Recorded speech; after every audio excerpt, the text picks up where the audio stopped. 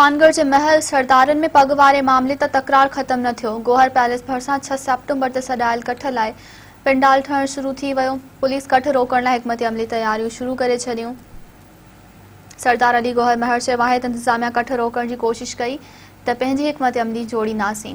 खानगढ़ जे महर सरदारनि में पग वारे मामले त तकरार ख़त्म न थियो। सरदार मोहम्मद बख्श महर ऐं सरदार अली गौहर महर में ठाह वारियूं कोशिशूं नाकाम थी वयूं। खानगढ़ में गोहर पैलेस भरिसां पिंडाल ठाहिण जो कमु शुरू कयो वियो आहे। पिंडाल में हज़ारे माण्हुनि जे वेहण जो बंदोबस्त कयो वियो आहे। महर बिरादरी जे 84 मुक़दमनि ऐं चङनि मुड़सनि खे कठ में शिरकत लाइ दावत ॾिनी वई आहे।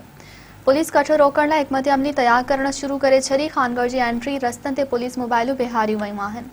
ॿिए पासे सरदार अली गौहर महर चयो आहे त असां सभिनी मोहम्मद बख्श महर खे पग ॿधाए पंहिंजो फ़र्ज़ पूरो कयो। मोहम्मद बख्श फ़र्ज़नि जी अदायगी न पई पर वधीक मसइला पैदा कया। हुन जो त अवाम खे न गाॾियूं मोकिलियूं आहिनि न ई बसूं। 6 सेप्टेम्बर ते अवाम सरदारी पग बाबति पाण फ़ैसिलो कंदो।